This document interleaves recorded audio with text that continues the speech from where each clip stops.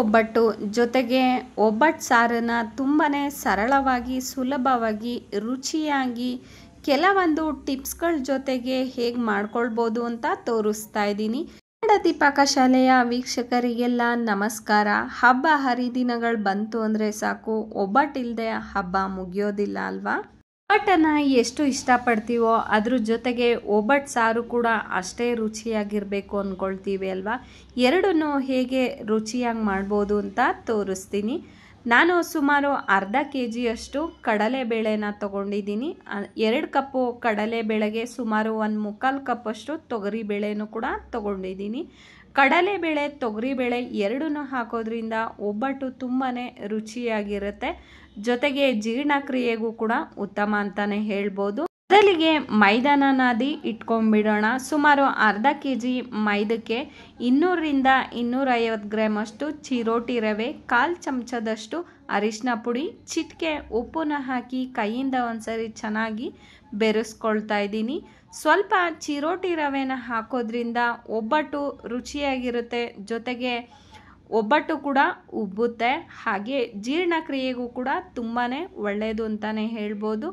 ನೀರನ್ನು ಹಾಕೊಂಡ ನಂತರ ನೀರೊಳಗಡೆನೆ 4-5 ಚಮಚದಷ್ಟು ಎಣ್ಣೆನ ಹಾಕಿ ತೆಳುವಾಗಿ ಮೈದಾನ ನಾದ್ಕೊಳ್ಬೇಕಾಗುತ್ತೆ. ಚಿರೋಟಿ ರವೆನ ಹಾಕಿರೋದ್ರಿಂದ ಸ್ವಲ್ಪ ತೆಳುವಾಗೆ ನಾದ್ಕೊಳ್ಬೇಕಾಗುತ್ತೆ.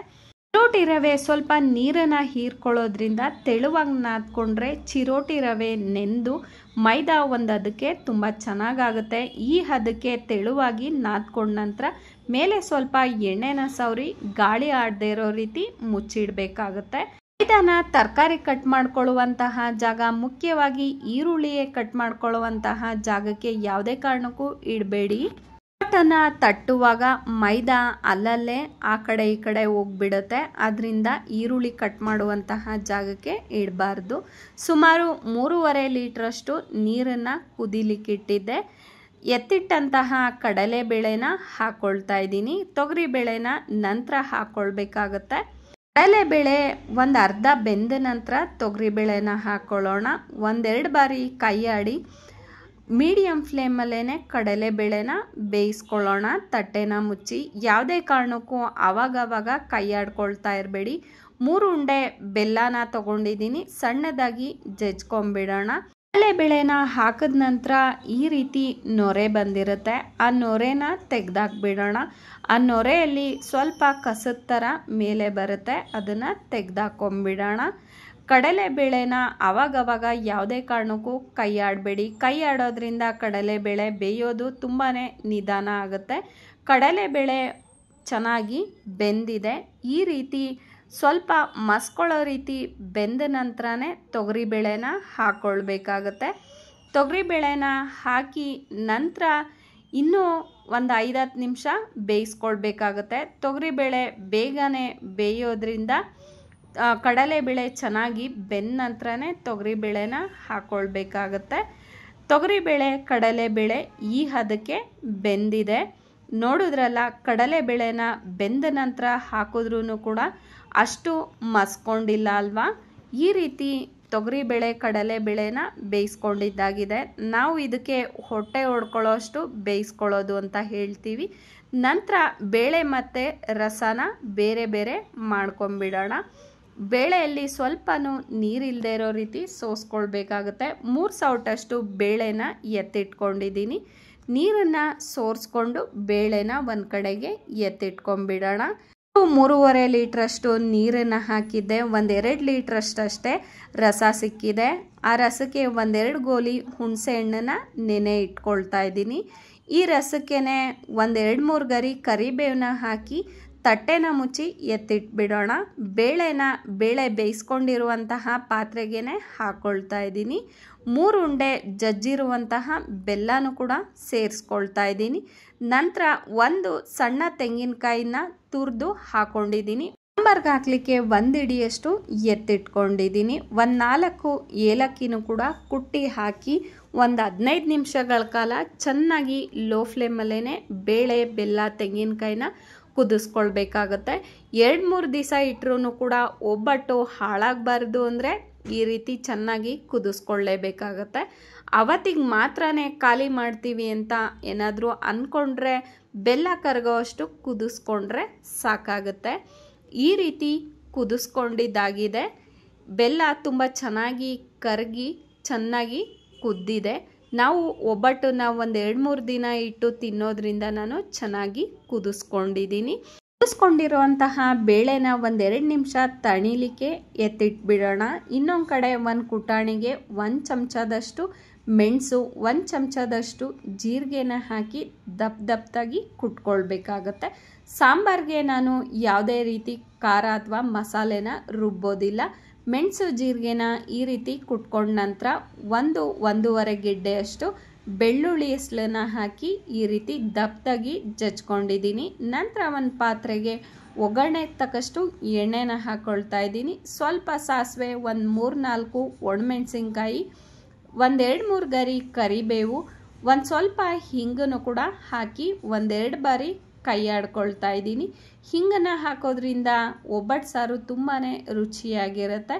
ನಂತರ ಇದಕ್ಕೆ ಕುಟ್ಕೊಂಡಿರುವಂತಹ ಮೆಣಸು, ಜೀರಿಗೆ, ಬೆಳ್ಳುಳ್ಳಿನೂ ಕೂಡ ಸೇರಿಸ್ಕೊಳ್ತಾ ಇದ್ದೀನಿ. 1-2-3 ಬಾರಿ ಕೈ ಆಡ್ಕೊಳ್ಳೋಣ.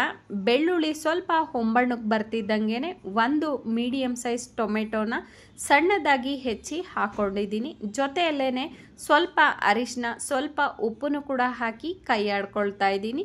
1-2 ನಿಮಿಷ ತಟ್ಟೆನ ಮುಚ್ಚಿ ಲೋ ಫ್ಲೇಮಲ್ಲೇ ಬೇಯಿಸ್ಕೊಳ್ಳೋಣ. ಅಷ್ಟರಲ್ಲಿ ಟೊಮೆಟೊ ಈ ರೀತಿ ತುಂಬಾ ಮೆತ್ತಗಾಗಿರುತ್ತೆ. ನಂತರ ಇದಕ್ಕೆ ಎತ್ತಿಟ್ಟಂತಹ ಬೇಳೆಕಟ್ಟನ್ನು ಹಾಕ್ಕೊಳ್ತಾ ಇದ್ದೀನಿ. ಬೇಳೆಕಟ್ಟಿಗೆ ಈ ರೀತಿ ಕರಿಬೇವನ್ನ ಹಾಕಿ ಇಡೋದ್ರಿಂದ ಸಾಂಬಾರು ತುಂಬಾ ರುಚಿಯಾಗಿರುತ್ತೆ. ಎಷ್ಟು ರುಚಿಯಾಗಿರುತ್ತೆ ಅಂದರೆ ನೀವು ನಂಬಲಿಕ್ಕೂ ಕೂಡ ಆಗೋದಿಲ್ಲ. ಕರಿಬೇವು ಅಷ್ಟು ರುಚಿನ ಕೊಡುತ್ತೆ. ಎತ್ತಿಟ್ಟಂತಹ ಬೇಳೆನ ಸ್ವಲ್ಪ ನೀರನ್ನು ಹಾಕಿ ನುಣ್ಣಗೆ ರುಬ್ಬಿ ಸಾಂಬಾರಿಗೆ ಹಾಕ್ಕೊಳ್ತಾ ಇದ್ದೀನಿ. ಸಾರನ್ನು ಎತ್ಸೋದಿದ್ರೆ ಇನ್ನೂ ಸ್ವಲ್ಪ ಬೇಳೆನ ರುಬ್ಬಿನೂ ಕೂಡ ಹಾಕ್ಕೊಳ್ಬೋದು. ಸಾರು ಆದಷ್ಟು ಈ ರೀತಿ ನೀರಾಗೇ ಇದ್ದರೆ ತುಂಬಾ ರುಚಿಯಾಗಿರುತ್ತೆ. ಹುಣಸೆ ರಸನೂ ಕೂಡ ಹಾಕ್ಕೊಳ್ತಾ ಇದ್ದೀನಿ. 3-4 ಚಮಚದಷ್ಟು ಸಾಂಬಾರು ಪುಡಿ, 3-4 ಚಮಚದಷ್ಟು ಅಚ್ಕಾರದ ಪುಡಿನ ಹಾಕ್ಕೊಳ್ತಾ ಇದ್ದೀನಿ. ಖಾರಕ್ಕೆ ತಕ್ಕಷ್ಟು ಹಾಕ್ಕೊಳ್ಬೋದು.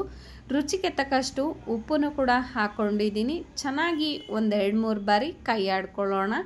ಜೊತೆಯಲ್ಲೇ ಇದಕ್ಕೆ ಎತ್ತಿಟ್ಟಂತಹ ತೆಂಗಿನಕಾಯಿ ತುರಿನೂ ಕೂಡ ಸೇರಿಸ್ಕೊಳ್ತಾ ಇದ್ದೀನಿ. ಸುಮಾರು 1 ಇಡೀ ತೆಂಗಿನಕಾಯಿ ತುರಿನ ಹಾಕ್ಕೊಂಡಿದ್ದೀನಿ. ಇದು ಕುದೀತಾ ಇರಲಿ. ಅಷ್ಟರಲ್ಲಿ ನಾವು ಹೂರಣನ ರುಬ್ಕೊಂಡ್ಬಿಡೋಣ.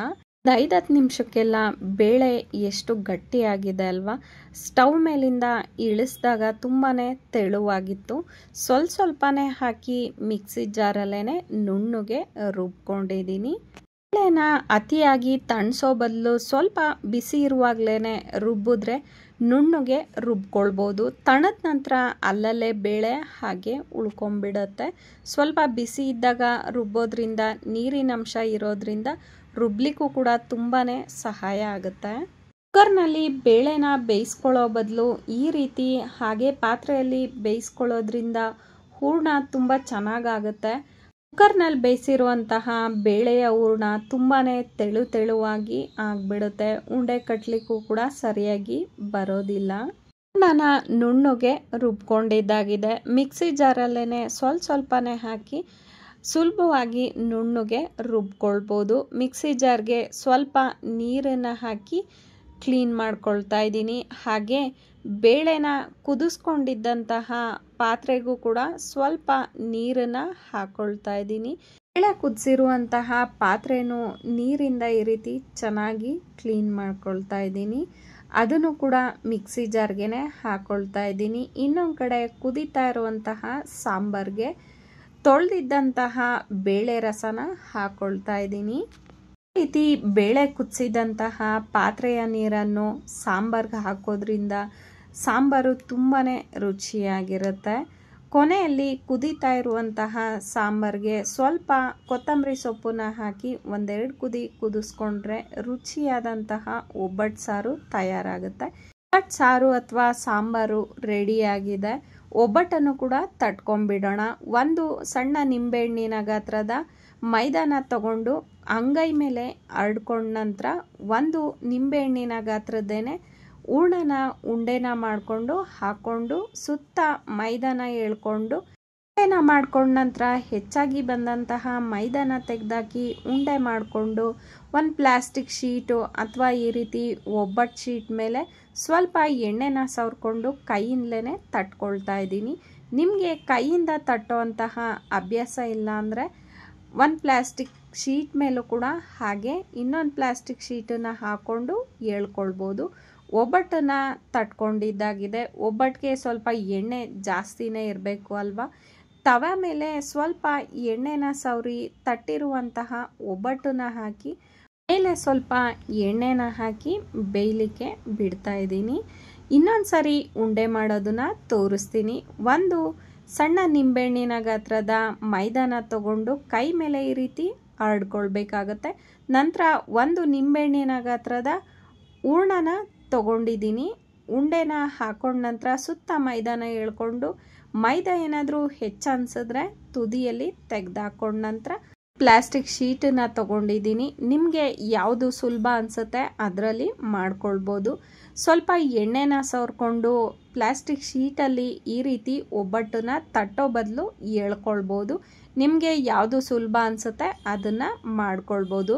ಉಂಡೆನ ಮಾಡ್ಕೊಳ್ಳುವಾಗ ಮೈದಾನ ಅಂಗೈ ಮೇಲೆ ಒಂದು ಸಮವಾಗಿ ಎಳ್ಕೊಂಡು ನಂತರ ಹೂರಣದ ಉಂಡೆನ ಇಟ್ಟು ಸುತ್ತ ಇರುವಂತಹ ಮೈದಾನ ಒಂದು ಸಮವಾಗಿ ಎಳ್ಕೊಂಡ್ರೆ ಒಬ್ಬಟ್ಟನ್ನು ತಟ್ಟುವಾಗಲಿ ಅಥವಾ ಈ ರೀತಿ ಪ್ಲಾಸ್ಟಿಕ್ ಶೀಟಲ್ಲಿ ಎಳ್ಕೊಳ್ಳುವಾಗಲಿ ಹರಿಯೋದಿಲ್ಲ. ರುಚಿಯಾದಂತಹ ಒಬ್ಬಟ್ಟು ತಯಾರಾಗಿದೆ. ಚಿರೋಟಿ ರವೆನ ಹಾಕೋದ್ರಿಂದ ಒಬ್ಬಟ್ಟು ತುಂಬ ಚೆನ್ನಾಗಿ ಉಬ್ಬುತ್ತೆ. ಹಾಗೆ ಒಬ್ಬಟ್ಟನ್ನು ಮಾಡುವಂತಹ ಸಮಯದಲ್ಲಿ ಅಕ್ಕಪಕ್ಕ ಈರುಳ್ಳಿನ ಯಾವುದೇ ಕಾರಣಕ್ಕೂ ಇಟ್ಕೊಳ್ಬೇಡ್ರಿ.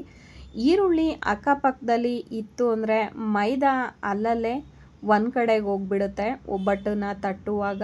ಒಬ್ಬಟ್ಟನ್ನು ಮಾಡಲಿಕ್ಕೆ ಬೇಳೆನ ಬೇಯ್ಲಿಕ್ಕೆ ಹಾಕುವಾಗ ಆದಷ್ಟು ದೊಡ್ಡ ಪಾತ್ರೆನ ತಗೊಳ್ಳಿ.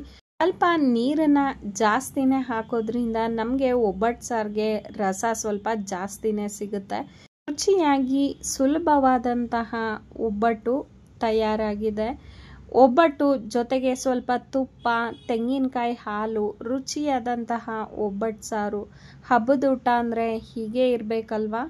ನನಗೆ ಒಬ್ಬಟ್ಟಿಗಿಂತ ಒಬ್ಬಟ್ಟು ಸಾರು ತುಂಬಾ ಇಷ್ಟ ಆಗುತ್ತೆ. ಒಬ್ಬಟ್ಟು ಒಂದೆರಡು ತಿಂದರೆ ಹೆಚ್ಚು, ಆದರೆ ಸಾರನ್ನಂತೂ 2 ದಿವಸ ಆದರೂ ತಿನ್ನೋವಷ್ಟು ಇಷ್ಟ ಆಗುತ್ತೆ. ನೋಡಿದ್ರಲ್ಲ, ಒಬ್ಬಟ್ಟು ಎಲ್ಲಂದ್ರಲ್ಲಿ ಹರಿಯೋದಾಗಲಿ ಅಥವಾ ಒರಟಾಗೋದಾಗಲಿ ಮೈದಾ ಒಂದು ಕಡೆಗೆ ಹೋಗೋದಾಗಲಿ ಆಗಿಲ್ಲ. ತುಂಬಾ ರುಚಿಯಾಗೂ ಕೂಡ ಇರುತ್ತೆ. ಮಾಡೋದು ಕೂಡ ತುಂಬಾ ಸುಲಭ ಅಲ್ವಾ. ಬೇಳೆ ಬೇಯೋದೊಂದೇ ಟೈಮ್ ಹಿಡಿಯುತ್ತೆ ಅಷ್ಟೇ. ಒಬ್ಬಟ್ಟನ್ನು ಮಾಡುವಾಗ ಬೇಳೆನ ರುಬ್ಬಿದ ತಕ್ಷಣವೇ ಸ್ವಲ್ಪ ಬಿಸಿ ಇರುತ್ತೆ. ಸ್ವಲ್ಪ ಹೊತ್ತು ಹಾಗೆ ಇಟ್ಟು ಒಂದು 15-20 ನಿಮಿಷ ಬಿಟ್ಟು ನಂತರ ಉಂಡೆಗಳನ್ನ ಮಾಡ್ಕೊಳ್ಬೋದು. ಬಿಸಿ ಇದ್ದಾಗ ಸ್ವಲ್ಪ ತೆಳು ಅನಿಸುತ್ತೆ. ನೀವೇನಾದರೂ ಕಡಲೆ ಪುಡಿ ಹಾಕೋದು ಆ ಥರ ಎಲ್ಲ ಮಾಡೋಕ್ಕೆ ಹೋಗಬೇಡಿ. ಒಂದು 10-15 ನಿಮಿಷ ಇಟ್ಟರೆ ತಣ್ಣದ ನಂತರ ಆರಾಮಾಗಿ ಉಂಡೆಗಳನ್ನ ಮಾಡ್ಕೊಳ್ಬೋದು.